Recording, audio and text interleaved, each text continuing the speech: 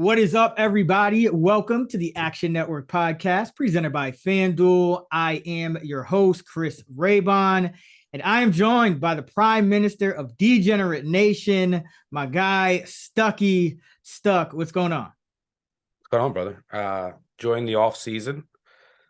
Well, that's brief. Only a couple weeks. Here we are talking NFL. It goes fast. NFL is a year-round sport, so it's good to see you again. I saw you up in New York for the Elite Eight.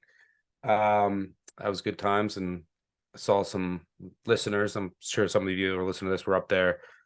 It's nice to meet some of y'all, but yeah, it'll be nice to just kind of wet the beak, talk a little NFL off-season pre-draft. Probably won't get into too many actual win totals, but if you're looking for, some long shots, just like last year, I know we talked about things like, hey, Jags for the division, Vikings, things like that. So yeah, I'm just looking forward to chatting it up, and the draft will be here before we know it.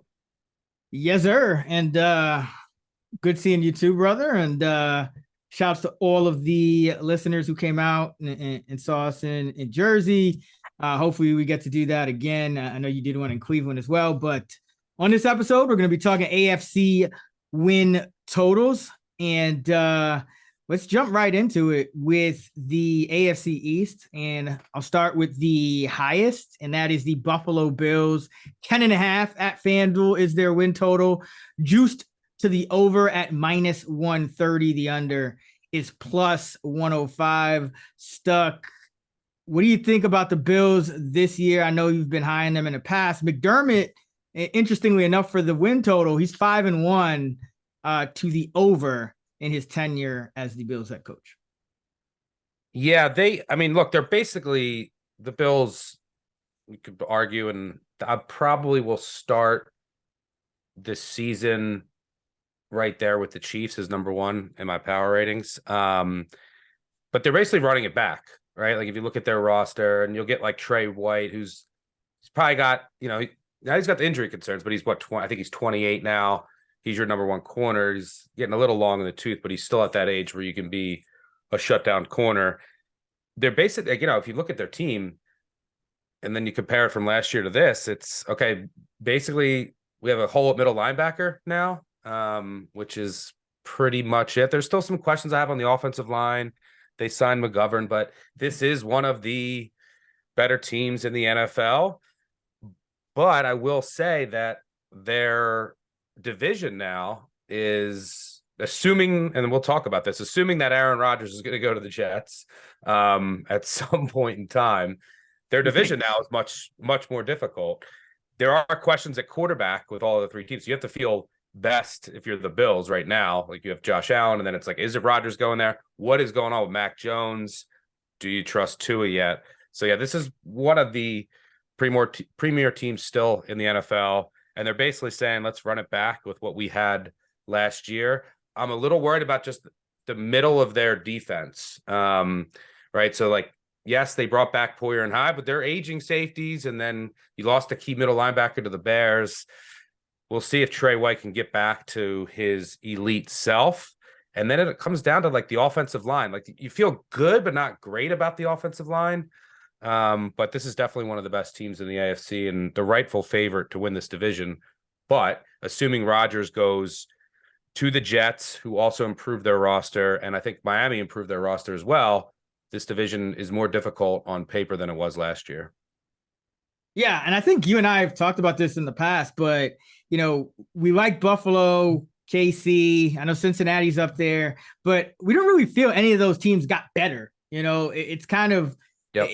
And that's what I feel with Buffalo. And I look at this team, and you mentioned the middle of the defense. I think, and I know they got the 27th pick, the 59th, so nothing crazy in the draft, but I feel like they're a little thin on depth at key positions. I mean, wide receiver, if something happens to Stephon Diggs, you're in big trouble. That offensive line you mentioned, even cornerback, what are you going to get out of White, and how's the depth really going to look behind him? You still have Teron Johnson, you have Dane Jackson, but I feel like this team is a bit fragile this year, and especially with the AFC East continuing to improve, this is not a win total I'd be looking to bet over. It's a stay away for me for now, but if I had to bet one side or the other, I just take that juiced up 105 and go under.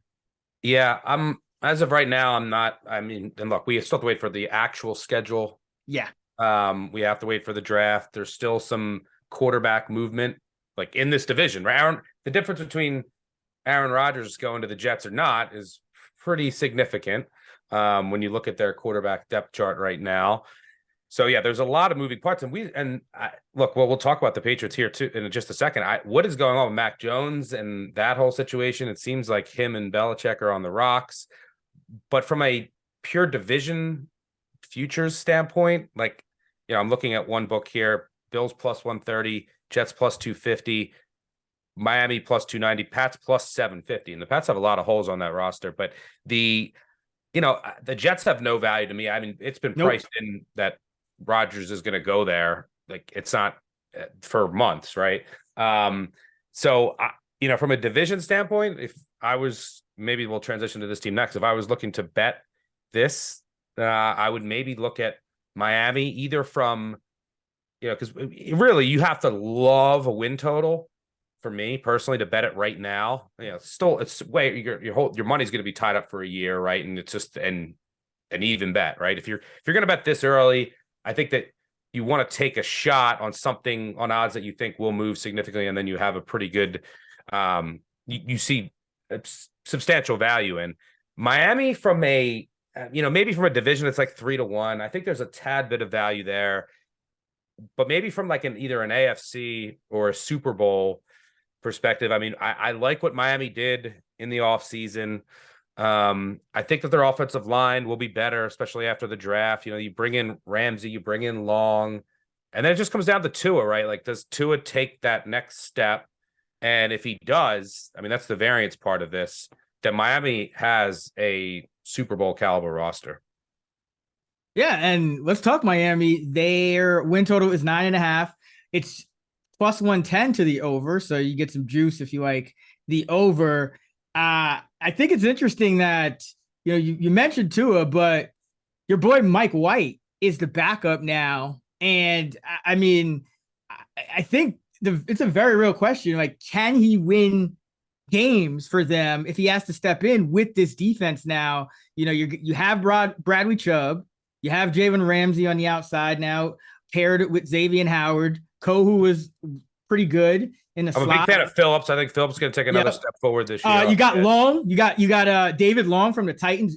Very good linebacker. So there's the defense now is a little bit more balanced. There's not as many holes up and down the defense like there has been in years past. So Miami could kind of transform into that defense first. They signed both of their running backs.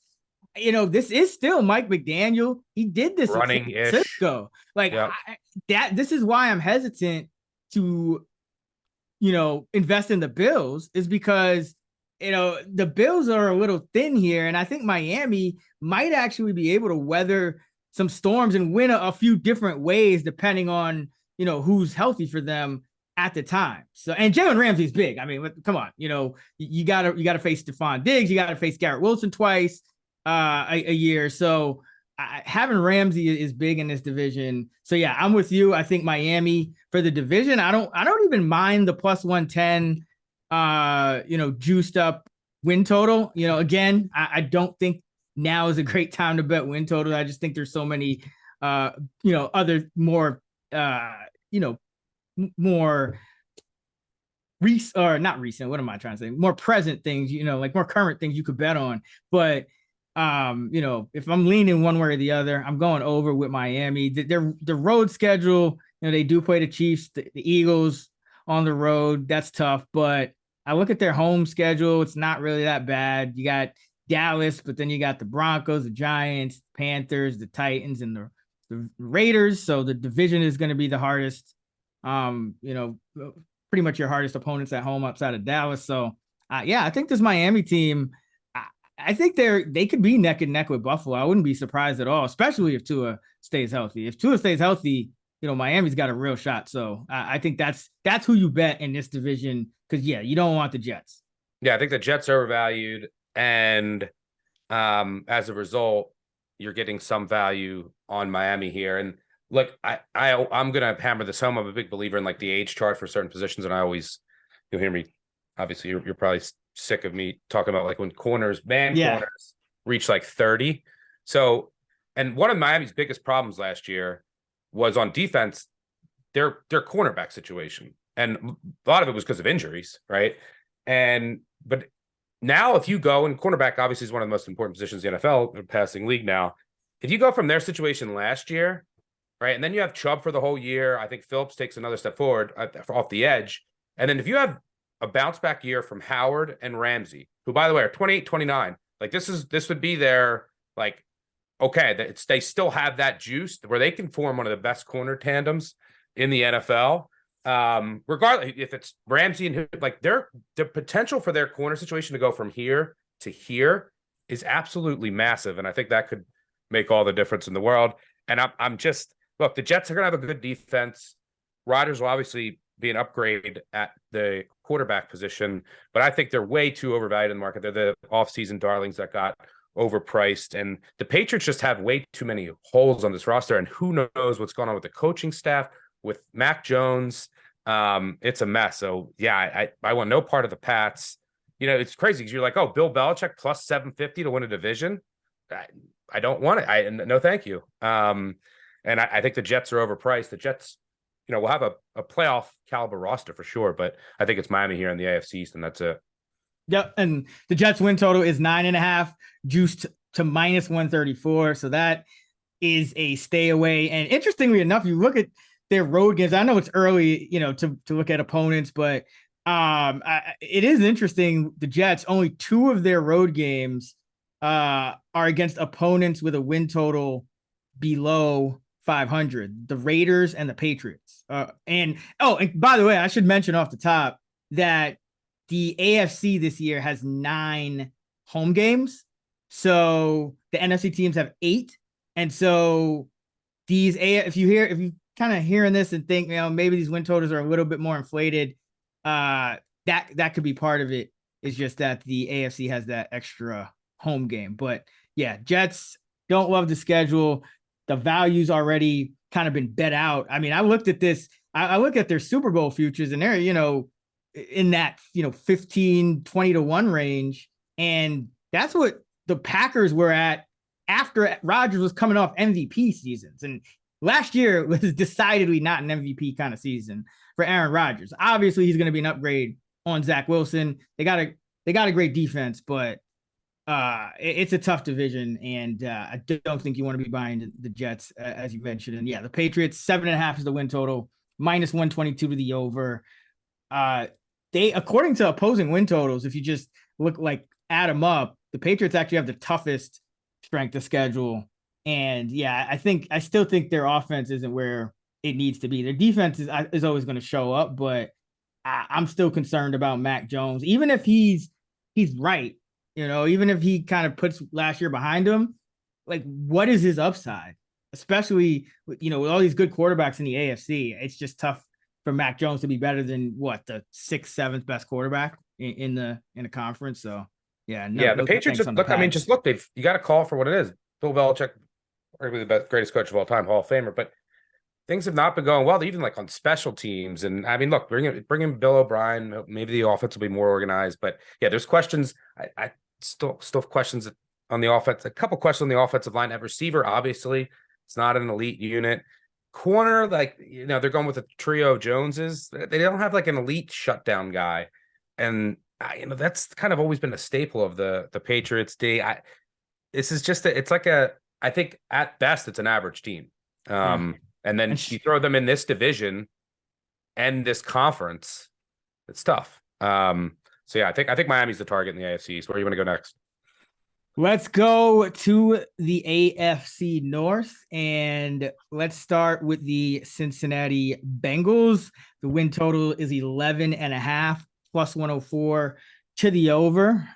They've gone over the last 2 under Zach Taylor. And if you look at their schedule, it's kind of, they have a few tough games, but then you kind of see why it's up at 11.5. They got Kansas City, San Francisco, and Jacksonville on the road, but then Tennessee and Arizona. At home, they got Buffalo, but then it's Seattle, Minnesota, the Rams, and they play both the Colts and the Texans. So, I do think 11.5, especially at this time of year, it's pretty risky. I don't think this team got better. I'm a little concerned about what they're going to do in that defensive backfield with Jesse Bates and Von Bell gone, both of their safeties. They're going to have to, they're going to have to hit some picks in the draft that are going to start for them, I think, on defense from day one. And it's possible. But what do you think about this Bengal team? Yeah, I mean, they're also going to be I get they signed Orlando Brown. I tend to think Orlando Brown on the left side is a tad overrated. That move, some people are raving about that move, and it's okay. But they need to count on Awuzie to come back from his ACL and be ready. Apple's gone. You lose two of your safeties who they were so reliable and did so much for that team on the back end. So we'll see if guy like Nick Scott and if they can hit in the draft. And look, the Bengals, you got to do it this year. We'll see what happens. We were just talking about, the Bills' depth. Why is that? Well, you could say the same thing with the Chiefs too. Chiefs had a really good draft, which helped their depth. They've had a couple really good drafts, but you have to pay a quarterback. Well, the Bengals are going to have to make some decisions here when Burrow gets his contract. Is Higgins walking? What's going on here? But part of me, I do think the Bengals are a tad overvalued. I get Burrow, and I get the run that they've been in. If they get into the playoffs, they're always going to be dangerous with Joe Cool and their receivers. But some of the losses on defense, I'm worried about. And look, they have a great coordinator. I get it. But I think this is basically the peak of the Bengals' value, because if you look over the past two seasons, everything is broken right for them in the division. You look at all the injuries that the Ravens have had, all the injuries that the Browns have had, and then Watson being out, half the year. I mean, those teams have just been decimated, and they benefited from that. And, they won a bunch of close games in the playoffs. They haven't been just dominant running through teams in the playoffs the past 2 years. So I think this is basically the peak of their value. So where, I was pretty close on my win total projection. I'll have to refine that once after the draft. But I said to myself, how can we attack? If I think the Bengals are a tad overvalued, how can I attack that? And I keep coming back to, if you want to bet something now, what could change by draft day? And that could be the Ravens. So I have no idea what's going to happen. I have a sneaking suspicion that something's going to happen with Lamar Jackson. We'll see. I don't know. I keep going. I change every day. But Lamar Jackson could get traded, or something could happen, and then all of a sudden the Ravens would be worse, right? The Ravens get worse, and part of me as a fan wants that to happen. I'm a Ravens fan. If you're a new listener, the AFC is such a gauntlet right now that it's if I could get first round draft picks, I'll take them in a way. So the Browns to me are similar to the Dolphins in that I can make very similar cases, right? And then you have the upside of a quarterback with potential. And the thing you get with the Browns is that you've seen it with Watson before, right? We've seen him play at an elite level. And I think one of the most interesting parts about the Browns is that one of their biggest problems last year was on the defensive side of the ball. Really poor in the interior. I love the signing of Tomlinson. I think that they're really trying to aggressively attack that part of their defense. But it was mainly just communication, coverage busts, and bringing in a new defensive coordinator. The improvement just on low-hanging fruit from that defense, because there's talent in the defensive backfield.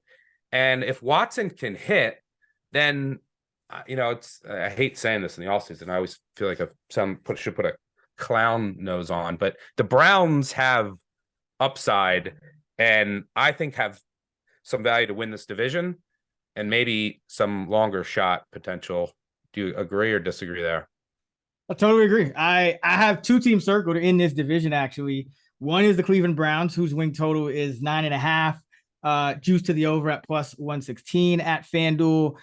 Like you said, I think Dalvin Tomlinson is big. he was a top 15 interior lineman. They also got Uncle Okoronkwo, I love that signing. Yeah, he's another guy that is one of the better players at his position. They're out there on the edge. They got Juan Thornhill at at the safety position. I think he's a top 20 safety in this league. So they got a lot of good players on defense, and get some downfield threats on offense. Yeah, you got Elijah Moore, you got Marquise Goodwin. Yeah. This team, the roster, if Deshaun Watson doesn't even have to be Deshaun Watson of old, he just has to be like a little better than Baker Mayfield was that year when they won like 11 games, just run around, don't do anything ridiculous, hit your weapons. You got Moore, you got Coop, you got Peoples-Jones, you're going to have Chubb still. Go back to early last year.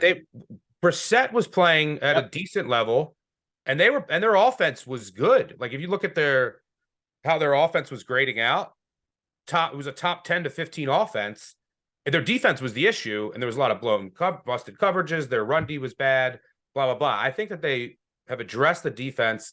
So yeah, if Watson, who was just obviously so rusty, still a major question what he's going to look like. But if he just gets to that Brissett level, like how Brissett was playing on his good days, like then yeah, they could easily win this division. If Watson then takes it to another level, and we go back and we see some of the vintage Watson, then there's that's the Super Bowl potential. Yeah. This Cleveland team, they're dangerous. And then another team, I think Pittsburgh's a little underrated as well. Their win total is 8.5 plus 100. How many how many podcasts, how many times on podcast this offseason will be mentioned that Mike Tomlin has never had a losing season? Mike Tomlin has never had a losing season. 11-5 over on the win total in his career. Each of the last 3 years, the Steelers have gone over. I think there's a few reasons here why the Steelers team, they look like they're in purgatory right now, but the reason why I think they have some upside, number one, Pickett, you never know if he takes a step forward in year two. He's got two good weapons on the outside in Johnson and Pickens, but this team also has 3 picks in the top 50. So you look at the roster right now and you say, okay, they got Patrick Peterson, but he's older. They probably need another cornerback or two. But like this team has been known to find quality players that can play right away. And they'll probably find another receiver, not even with one of those top 50 picks. So this team, I think you could be sitting here after the draft and saying, hey, Cincinnati didn't get a lot better. They probably got worse. Baltimore's in limbo. Pittsburgh's going to be likely that 4th place team in terms of the odds. So I don't even mind Pittsburgh here. And if you look at their schedule, I think especially we know Tomlin as an underdog, and this team always shows up. Well, you're going to be an underdog more on the road. Their road slate is very winnable this year. Seattle, Rams, Raiders, Colts, Texans, all winnable road games. And then, of course, they're going to be in every game in the division, even the Cincinnati game. So I think Pittsburgh is going to be a team that could kind of steal some games, some close games on the road. And they're always going to steal a couple against a team that's better than them, too. Exactly. And I mean, even at home, they got San Fran and Jacksonville and Cincinnati, obviously, in the division. But New England, Green Bay, Tennessee, Arizona, this schedule, and I know things could change, but as I'm sitting here right now, the schedule looks very favorable for Pittsburgh. The coaching is there. The draft capital is there. So I like Pittsburgh as another kind of a poor man's version of Cleveland, because there's a lot more of a projection there, but whereas Cleveland kind of has it ready to go. But I wouldn't be surprised to see both of those teams overperform and Cincinnati and potentially Baltimore underperform.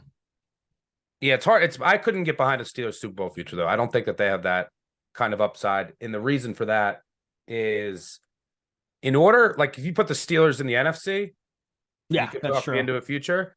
But the quarterbacks that you have to get through to get to the Super Bowl in the AFC is ridiculous. So, I mean, that's part of the reason why I'm like with the Ravens. Look, you bring in Beckham, Aguilar, and if you receive, look, I mean, one of the reasons I wanted to buy the Ravens this year was their horrific injury luck last year. I mean, it was the last 2 years, right? They're due to just have some positive injury luck. Bengals, by the way, another reason they could have some injury regression. I know their offensive line started to go down last year, but they've been overall, especially like in most important players, been pretty fortunate the past couple of years. But I'm really concerned about the Ravens secondary. I like their safeties, obviously, but their corners, it's like I trust Humphrey, and then who else right now? Their edge rush right now, a lot of questions. And what's going to happen with Lamar Jackson? I really don't know. But there's definitely still some holes on this roster. I think that you could like re-sign a couple veterans to help with your edge rush and corner. You can, maybe I think they're probably going to go corner in first round of the draft, but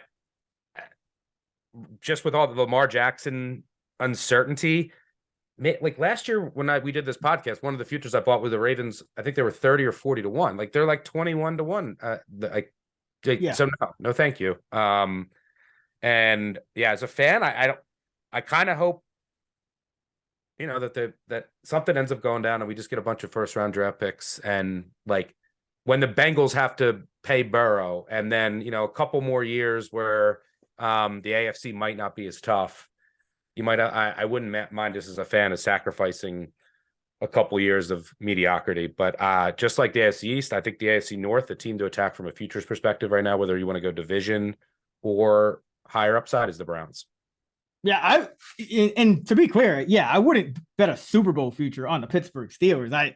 I'm talking about win total, but I'm talking about division. If you look at the division odds right now at FanDuel, the Bengals and Ravens are number 1 and 2 at plus 115 and plus 260. The Browns are plus 350. The Steelers are plus 650. So you could throw like a quarter of a unit. You could kind of hedge it out whatever way you want to split your unit on the Browns and the Steelers. But I think both of those, like, this is going to be closer than people think, in my opinion. So yeah, I think as of right now, when you throw in the Lamar uncertainty, something that could happen, the Browns should be the second. They should have the second highest odds. I think that's a good bet right now that could move on draft night. And I think this is a good time to bet that. I'm going to bet that. I'm going to bet Browns division today. I think Browns, Dolphins, both of them make sense. I'll probably jump on those. All right. Yeah. And the Ravens win total, by the way, is 8.5, juiced to the over. So it's weird because like the Browns are 9.5 juiced to way to the under. So they kind of got them equal almost, but they got the Ravens with better odds to win the division. So yeah, I think that's how you want to attack it, at least right now. All right, let's go to the AFC South. And this division, it could get ugly. Unlike prior years, I mean, the Jaguars are kind of sitting here all alone at the top. The win total is 9.5, minus 154 juice to the over. So they're basically saying it's over under 10 wins at FanDuel. This team, they didn't do a ton in the offseason after the big offseason the year before. They'll get Calvin Ridley back. They lose Marvin Jones, but that's fine because they get Calvin Ridley back. But you lose a tackle, and then that's it. They're pretty much, there's still a lot of questions. So I was curious to really get your thoughts on this, because last year I had the Jags 7-1 to win the division. And just think about this time last year when we were talking about the Jags, right? They were 7-1 to win the division. And obviously things worked out, right? And Trevor Lawrence took the next step forward. But if you really look at like their division, everyone fell apart. They didn't beat too many great teams. They had a miraculous comeback in the playoffs. There's still holes on this defense. And they have a first place schedule now. So the schedule is not easy. So I'm saying, all right, the Jags went from 7-1 to now minus 150. Like, how can I attack this if I think the Jags are at the peak of their value and probably a little overrated coming into this season? And then I try to make a case somewhere, and it becomes very difficult. You have two new head coaches with the Colts, and the Texans bring in new head coaches. The Titans elevated their passing game coordinator to offensive coordinator. But there's major questions across the board at quarterback. It looks like the Texans aren't going to draft a quarterback based on everything that I know as of right now. Looks like they're going to go edge rusher, but we'll see. Maybe they are targeting a quarterback next year. It seems crazy to me for the Texans not to go. Yeah, I'm not buying all that yet. I mean, they're sitting there. They're sitting there in like pole position. I think they're just having fun and kind of seeing what kind of, what they can kind of stir up here. Like I'm not buying that they're just already out on a quarterback. Like that to me just seems crazy given the state. Well, regardless, you're gonna have a rookie quarterback with not a great roster. Same thing with the Colts, right? The Colts, as of right now, their quarterback is Minshew, but presumably they're going to draft a quarterback. Some of the quarterbacks that they're targeting, I'm not a believer in, especially year one. And they still have questions on that offensive line. The roster is just really poorly constructed because all that money they threw at the offensive line, which didn't pan out. So there's only one answer. There's only one answer. Yeah, so then it's down to the Titans. It's the only answer here, bro. It's the only answer. Like so basically, like, look, what they're young on the offensive line now. They brought in some guys on the left side that I think will help. It's a very underwhelming wide receiver room. You would think that they'll probably bring in somebody else on draft day or maybe bring in a veteran there. There's still questions. Now, the one thing that gives me a little pause is like you still hear things about like Henry and Tannehill's a top 5 cap hit again this year. So like, do the Titans say like, boom, blow it up, right? And then just we're gonna blow it up for good, and then we're gonna, rebuild here a little bit and trade Henry. Henry's getting older too, get some money there, and so there's always that risk, right? And then like who's the quarterback? But it sounds like they're gonna roll with Tannehill and Henry one last year, and the defense had so many injuries last year. There's still some good pieces there with Autry and Simmons and company. They had some young corners with potential. They got a lot of depth there that would just have to get thrown into the fire. And then it's Vrabel. Like Vrabel's going to overperform and win games, win close games, win games that they shouldn't. And now you're getting them plus 340. How's that not the move? Oh, it's absolutely the move. Like the Titans, they're going to sneak up on people. Because everyone no expectations now too. That's how, I feel like that's when a Vrabel team thrives.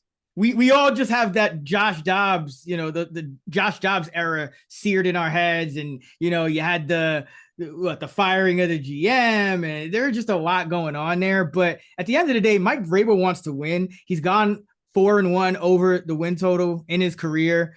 The schedule is not prohibitive at all, especially when you consider you're playing the Texans twice and the Colts twice, and a Jaguars team, a beatable Jaguars team, at least in the division. Yep. And like you said, this team, the defense is always going to have guys. Like they got Murphy Bunting now at corner. Fulton's not bad. I mean, like their defense is always going to have guys. They still got Tannehill and Henry. Burks could take a step forward. Year 2 for wide receivers. I mean, he came on flashed strong enough where that's very believable. Right. And they could still add another, guy in the draft, which they probably have to. So I think this Titan team, you could be sitting here in a few months and it just be the same Titans as it is every year. It's like, they might win 8 games, they might win 9 games, they might win 10 games, but they're definitely going to be competing for this division title. I think it's them and the Jaguars. And then there's a pretty bigger gap than I think the win total suggests between the Colts and then the Texans. The Titans win total right now is 7.5. The Colts is 6.5. And the Colts, they lost a Karake. They lose Stephon Gilmore, who had a really good season for them. Yeah, and their secondary is a mess. Their offensive line's still a mess. The wide receiver is not great. Yeah, they're spinning their wheels. Yeah. It's like every time you think this team is about to take a step forward, they just lose just enough guys to kind of bring them back to that. Even if they make some good moves on draft day, I mean, is this team going to be like if the Colts have a good draft, then they do have a lot of picks, especially on day 3. So maybe they'll get some depth. But like I feel like the Colts' upside is to be the Titans at this point. It's you're not like the Colts aren't really going to be a factor in my opinion. even if they have a rookie quarterback, I think there's gonna be some growing pains. Obviously, you got the new head coach and Steichen. So I still don't trust the ownership. Who knows what's that's kind of a negative for me with this team. So yeah, I'm not a big believer in the Colts. I think it's Titans or nothing here in the AFC South. Yeah, and I would like over 7.5. If they go over 7.5, betting that now, like there is still some risk that they just blow it up. But so I think the move right now, if you're going to bet the Titans, is the division. Yeah, you get that higher upside, and if they're going over 7.5 wins, they're going to be in the mix at least with the Jags team who now has to play a much more difficult schedule after winning that division. So yeah, I think it's the Titans. The Texans, I mean, they're the Texans. They brought in some veterans. They're going to suck again. We'll see what they do with the future of their quarterback situation. But yeah, it's back to a Vrabel year. I completely agree. All right, let's close it out with the AFC West, and we'll start with the Super Bowl champion Kansas City Chiefs. The win total is 11.5. Andy Reid, you might have heard of him, 9-1 over the win total with the Kansas City Chiefs. It wasn't too bad in Philly either. The schedule's is third hardest according to opposing win totals. They do lose Brown and bring in Taylor, and I still think that's a downgrade. I know you're not super high on Brown. They lose Hardman, they lose Smith-Schuster, they lose Thornhill. I don't think the team got better, but it's still Patrick Mahomes. And you got Andy Reid with that 9-1 mark. So do you go back to the well with KC? Yeah, another interesting thing to watch is look, I mean, because of the money that you gave Mahomes. Now, look, they hit some in the draft, but they're going with a pure youth movement on defense. Their oldest player on their defensive roster is Chris Jones, who's 28. But he might there's rumors that he might get traded. We'll see. He wants to be paid, and you can't pay everyone on that team with Mahomes. I don't know if something's going to happen there. I think that they'll probably come to something, but we'll see. Because if you take Chris Jones out of that defense, we know the defense is not going to be great, but they were finished just slightly below average last year. I think I had them rated. That's all they need, right? But could they be if they're even worse than that, then obviously they're probably still gonna make the playoffs. Then you have Mahomes and you're in the mix. But then you have a bottom 6, 7, 8 defense. Then this team's attackable in the betting market as far as maybe their win total's a bit high, and then at -150 to win the division, you say, okay, how do I want to attack this? And the Raiders are a mess right now, and they have holes all over the roster. I mean, all over. The Broncos are interesting because they bring in Peyton, but do you believe in Russell Wilson? I don't. So some people might make the case that Russ could still find it. I don't know. I'm not in that camp. So that leaves me with the Chargers, who obviously have a ton of talent. I think there's upside with the offensive coordinator change, which I think will only help from a play calling perspective. What worries me is their depth. The Chargers' depth is horrendous across the board, all over, especially defensive end where they're old, linebacker, safety. There's just a lot of depth questions. This team's really thin, top heavy. So if there's injuries anywhere, all of a sudden things get dire quick. They bring in Kendricks at linebacker after losing Tranquil, went to the Chiefs. Other than that, it's pretty much the same team. Herbert might take a step forward, but I think the offensive coordinator change is a good thing. So I would maybe look at the Chargers there. I'm a little worried about the depth, but that's about it. I'm curious to get your thoughts here. Yeah, I mean, the Chargers to me would be the only choice, and they are plus 340, which, we've kind of been choosing a team that's around those odds in each division and saying, if we're going to attack something this early, pre-draft, it's going to be that. So that's the way I would lean, but I don't have as much conviction with the Chargers as with the other three that, the others that we mentioned, just because I think the Chiefs, I actually like what they're doing on defense. I thought that helped them last year too, because they've been trying this forever. It's okay, we got Mahomes. our defense sucks every year. We try to bring in, we plug a hole here and we open up another one there. And, they just started saying, hey, let's get young, let's get fast. And our guys are going to make mistakes, but we'll play them a lot, and they're going to get a lot of work because Mahomes always puts up the 30+ points. So the defense gets a lot of seasoning throughout the year. And we're just going to roll with them and hope they do enough for us, come playoff time. I think that's probably like every team is trying to figure out that formula to win while paying their quarterback. And I think the Chiefs are actually kind of making a sharp play here and just saying, hey, let's go young on defense and let's not spend a ton of money on it, but let's just, spend draft capital and have some speed and be able to run with these guys who are going to have to put up 30 on us. So I still think the Chiefs, like if I was between saying like what's the better value, the Chargers plus 340 or the Chiefs minus 160, it actually would be pretty close. Like I'd probably still go with the Chargers for the plus money odds, but I don't think the Chiefs are necessarily that overvalued here. I'm not a believer in the Broncos. I agree. I think Sean Payton, first of all, we don't even know what Sean Payton's going to look like. And it's going to be year one. He's not necessarily just going to come. And I know he's talking that kind of game and saying, yeah, we're going to change this, or we're going to change that. But realistically, we see this all the time. It takes time. We even saw this. We see this in other sports. Like we've seen this in the NBA with Luka and Kyrie and KD in the playoffs with the Suns. Like these things take time. So to ask Russ to do a complete 180 and Sean Payton to come in and just right off the bat have this team rolling and competing with the champs and a Chargers team that I still think, is just as good or better than them on paper. I think that's a lot to ask for. So for me, yeah, it's the Chargers if you want a long shot, but I actually think the Chiefs got this once again, barring an injury to Mahomes. Yeah, I would like to see the Chiefs. I mean, like there are some questions on the roster as you would expect at tackle. You got new tackles, right? And then especially if you lose Chris Jones on defense, he's just such a impactful player in many different ways.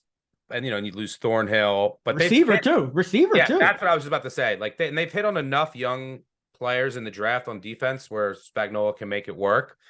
They could use some like another reliable edge rusher, but the receiver, like are you really going to count on like Tony? Like how many games can you expect him to actually play? They got to take they got to take some receivers with those. Yeah, draft so they need to picks. get another weapon on the outside, which I think that they'll probably. I mean, look, Mahomes is their quarterback. I think that they'll probably address between now and the beginning of the season. And yeah, I just like if you look at the Broncos, I like some of the moves that they did, along the offensive line, and we'll see if Williams can come back healthy. That's another thing to keep around when he's going to be ready. But you have to and they had bad injury luck in the last year, but Russ now, like what made Russ great is no longer like a viable, sustainable attack at his age, right? Like he was never I'm going to sit in the pocket. He made things happen with his legs and then just would make the most incredible deep ball throws you ever see. But it's not, look at the last 3 years, right? He's basically run off 3 offensive coordinators three different ones who couldn't make it work. And we saw the offensive coordinator in Seattle make it work with Geno Smith the very next year. So I think it's a major leap of faith to just say, oh, Sean Payton, it's a great play caller, amazing coach. Russ is just going to be back to the Russ that we saw, 10 years ago. So yeah, I can't get behind the Broncos. So I think it's Chargers or nothing. And yeah, it might not be enough. Like the Chiefs have such a low floor, barring, obviously if Mahomes gets hurt, then yeah, this is probably the Chargers division. But I mean, if Herbert gets hurt, the same thing. You'd say that about any team. Maybe if I were to attack the Chargers, it's like I really think they need to stay healthy. Like their depth's a major question. But their defense is always going to be well scouted. And the offensive coordinator change, I think that really held Herbert back. So, and if Herbert takes another step forward and they stay healthy, then you could argue that the Chargers could maybe hop into that upper echelon. So maybe I would look at like an AFC or Super Bowl future. I was looking at the Chargers as a way to, if you wanted to get exposure there, because it's just so hard to go against the Chiefs in that division because they have such a low floor with Mahomes. Yeah, Or I should say a high floor. I don't mind a Super Bowl future with the Chargers because they're one of the few teams that has that quarterback that I say, okay, if they get in a match, if they get into the playoffs, can they beat, an Allen and a Mahomes? Who's their quarterback? It's Herbert. Okay, yeah, you could. It would take a lot. He'd have to pull like a Flacco, but he'd be a more realistic Flacco. Like when Flacco beat Luck, Brady, and Manning, like that's basically the AFC now. Like you got to go beat Allen, Mahomes, Burrow. Who's a quarterback in the AFC that you could see doing that? The answer is, you could maybe throw Trevor Lawrence up there, but I think the Chargers have a better roster, and Herbert's definitely in that conversation. And the Raiders I don't know what the Raiders are doing. So yeah, I can't get behind the Raiders as much as I would love to. The Raiders, I mean, I did not like what the Raiders did on defense. We know their defense year in, year out is just awful. And once again, last year it was a bottom 3 defense, and they add all these guys that were Duke Shelley, subpar. Yeah. Like Duke Shelley, Robert Spillane, Brandon Faison, Marcus Epps. All of these guys are, at least last year, they were below average players, and they lose Andrew Billings, who's like one of their better defenders. I mean, this defense could be worse. And you have Josh McDaniels there, and he's an offensive guy, so he's thinking about the offense. Well, you go and get Jimmy Garoppolo, and he's been great, in the Shanahan scheme and whatnot, but this guy can't stay healthy. You bring in Jacoby Myers. We saw how Carr struggled, kind of learning that system. Garoppolo knows the system, but a lot of the pieces are new. I still questions on the offensive line. And yeah, the defense is so bad, and playing in the AFC, that's just a recipe for disaster. Like I think Duke Shelley right now projects as their starting outside cornerback. Like that's your there's nothing that really inspires confidence on this defense outside of Max Crosby. And then maybe you get a Jones bounce back. But yeah, defense is horrific. And Jimmy G, how many games is he going to play? It's rough. I mean, especially in the AFC. And also, Jimmy Garoppolo, I've always loved Jimmy G. I think he's great, but you got to put him in position to succeed. And we know the flaws with Jimmy G. Throwing outside the numbers. You can't put him in these shootout type of situations. Yep. Like, he's not going to win. He can, right? He's a perfect game manager. Will on a winning team, he'd be a great veteran quarterback to have. But this isn't a winning roster or team right now. And then throwing the injury concerns, and I don't know what the Raiders are doing. So, no, thank you. All right, that is going to wrap it up for our AFC Win Totals pod. Titans, I think just to sum it up, we're kind of on the same page. Titans, Browns, and Dolphins. Division futures. If you want to take longer shots, maybe a Chargers Super Bowl future. But I think that there are opportunities to attack the top heaviness of the AFC with some of these teams that are in the second tier that have some upside. And I think that the teams that fit the bill the most are the Dolphins and the Browns. And then just the fact that in the AFC South, the Jaguars, this is the peak of their value. It went from 7-1 last year to -150. Trust in Vrabel to overperform. I think that there's some value in the Titans. I don't think they have a Super Bowl team, but to win that division at the current price, especially given the other two teams' situations in the Colts and Texans, I think that's the way to go there. So I think we're pretty much on the same page here to start. Yep. The only thing I think I like the Steelers more than you. So like the Steelers are kind of in that mix for me, but and then kind of we're off the Jets, we're off the Broncos, we're off the Raiders. Pretty much on the same page. That is going to wrap it for our AFC Win Totals pod on the Action Network podcast, presented by FanDuel. Be sure to check for our NFC win totals pod, which will be up in a couple of days. Matt Mitchell, you can edit that out if I am wrong. You can find Stuckey on Twitter at Stuckey2. You can find me at Chris Raybon. You can find us at those same handles on the free award-winning Action Network app, where you can follow our bets and track yours. Until next time, let's get this money.